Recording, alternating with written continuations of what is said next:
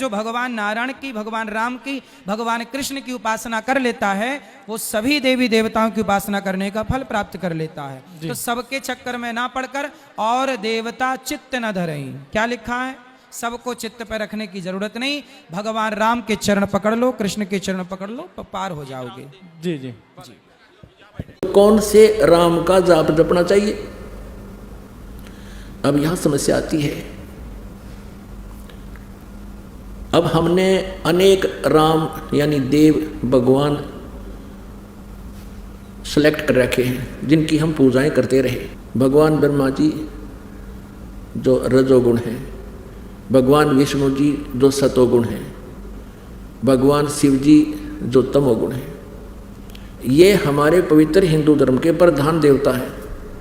इनके बारे में अभी तक लोक वेद सुनाया जाता था इन अज्ञानी गुरु ऋषि महर्षियों और ब्राह्मणों के द्वारा कि ये अजरो अमर हैं, इन्हीं की पूजा करनी चाहिए। अब हमने राम सेलेक्ट करना है, हमने भगवान सेलेक्ट करना है, किसकी पूजा करनी चाहिए जिससे हमारा जन्म और मृत्यु का रोग नाश होए। तो हेलो दोस्तों, नमस्कार, स्वागत है आपका हमारे फिर से एक नई वीडियो में। तो दोस्तों, अनिरुद्धाचार्य जी कहते हैं कि पेड़ पौधों को पूजना चाहिए, समुद्र को पूजना चाहिए, तुलसी को पूजना चाहिए, नदियों को पूजना चाहिए, पीपल को पूजना चाहिए, बरगद को पूजना चाहिए।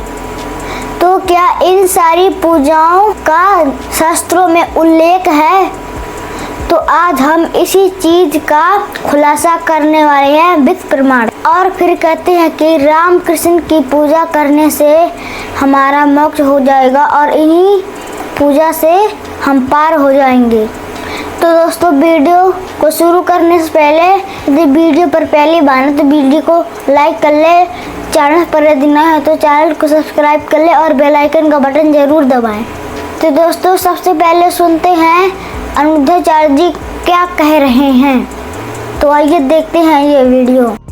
33 कोटि का मतलब है प्रकार, इसे करोड़ भी कहो तो कोई आश्चर्य नहीं है। जैसे हमारे यहाँ ना देखो, तुलसी को हम लोग देवी कहते हैं कि नहीं, पीपल की पूजा करते हैं कि नहीं जी, वट वृक्ष की पूजा करते हैं कि नहीं जी, आंवला नवमी को आंवले की पूजा करते हैं कि नहीं जी, नदियों की पूजा करते हैं कि नहीं, समुद्र की पूजा करते हैं कि नहीं, बोलो हाँ जी जी।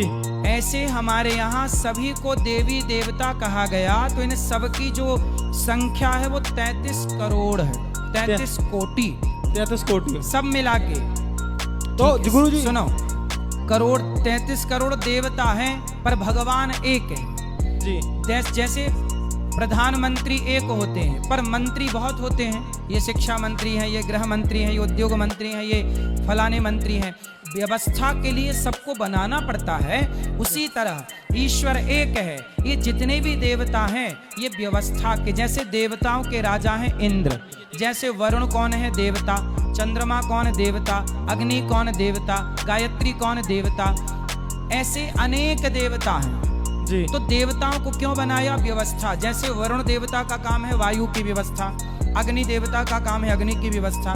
व्यवस्था तो बनानी ही पड़ती है ना जी। तो ये अपन को मतलब 33 कोटि देवताओं मतलब नहीं कि अपन उनको प्रणाम कर सकते हैं, सबको करो, लेकिन एक भगवान, हाथी के पांव में सबके पांव आते हैं। कहते हैं जो भगवान नारायण की, भगवान राम की, भगवान कृष्ण की उपासना कर लेता है वो सभी देवी देवताओं की उपासना करने का फल प्राप्त कर लेता है। तो सबके चक्कर में ना पड़कर और देवता चित्त न धरें, क्या लिखा है, सबको चित्त पर रखने की जरूरत नहीं। भगवान राम के चरण पकड़ लो, कृष्ण के चरण पकड़ लो तो पार हो जाओगे। जी जी। तो अभी आपने सुने अनिरुद्धाचार्य जी का विचार।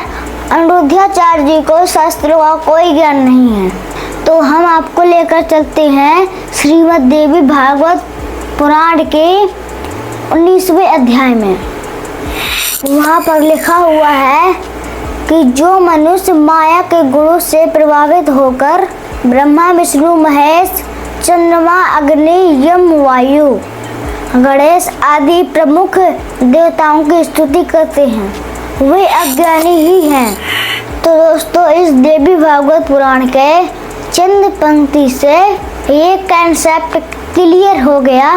ब्रह्मा विष्णु महेश अन्य देवी देवताओं या पेड़ पौधे आदि की पूजा करने वाले अज्ञानी ही हैं, यानी कि व्यर्थ है। तो परमात्मा कहते हैं, अंधे गूंगे गुरु घने, लंगड़े लोभी लाख, साहिब से परिचय नहीं का बनावे साख। यानी कि इस अंधाचारदी को शास्त्रों का कोई ज्ञान नहीं है, ये उआ बाई बक रहा है और दुनिया को गुमराह कर रहा है।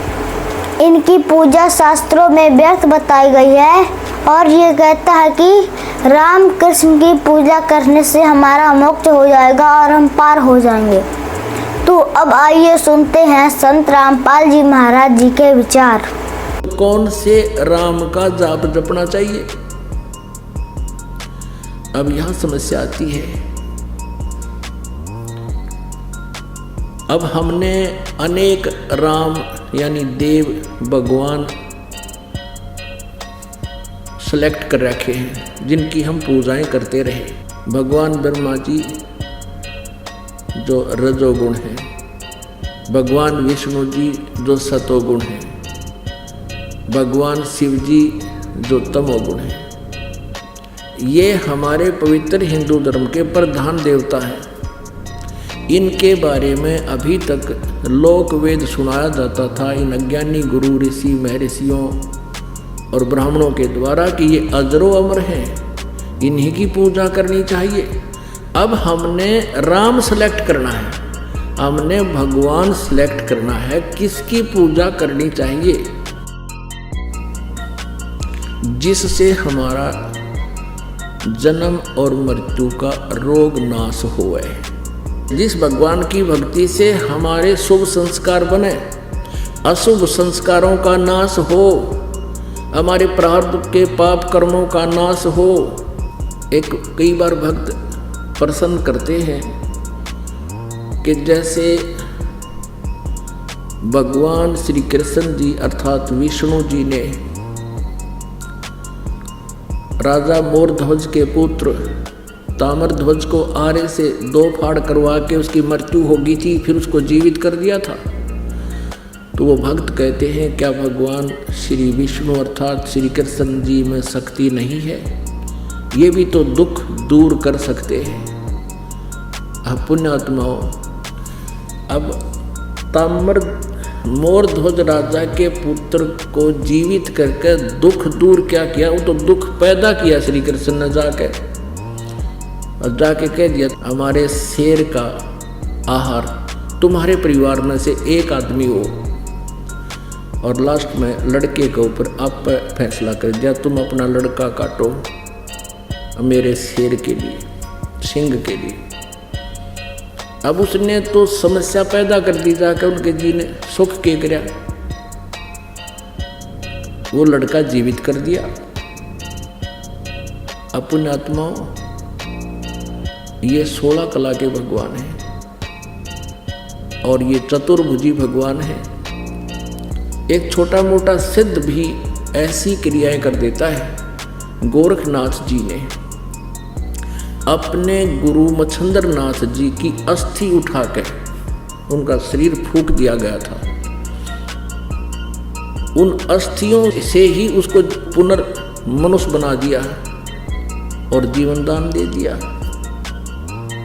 तो यहाँ कहने का भाव ये है कि और वही श्री कृष्ण जी जिसने मोरध्वज के राजा के पुत्र ताम्रध्वज को जीवित कर दिया आरे से चरवा कर मृत्यु के उपरांत, वो अपने सगे भांजे अभिमन्यु को जीवित नहीं कर सके। श्री कृष्ण अर्थात विष्णु जी जो सुभद्रा पुत्र थे अभिमन्यु जी, महाभारत के युद्ध में चक्रव्यूह में उनकी मृत्यु हो गई थी।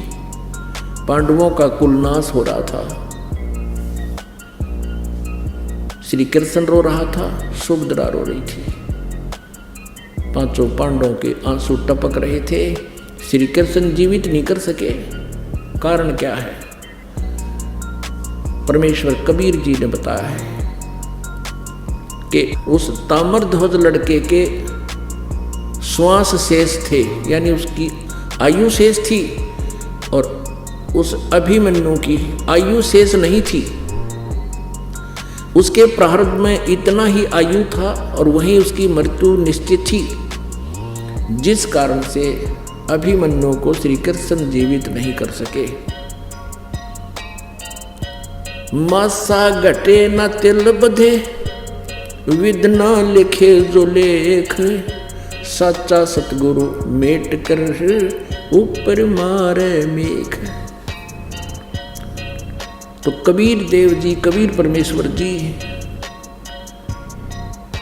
यदि हमारी आयु शेष ना हो उसको भी आयु प्रदान कर सकते हैं। और इस दास के इस आध्यात्मिक जीवन काल में एक नहीं हजारों की संख्या में ऐसे उदाहरण है यहाँ इस संगत के अंदर, जिन्होंने सच्चे दिल से भगवान की नियमित मर्यादा में रहकर साधना की है, उनकी कह करके आयु बढ़ा रखी। तो कैसी लगी वीडियो अपनी राय कमेंट बॉक्स में जरूर देना और ज़्यादा से ज़्यादा शेयर करना।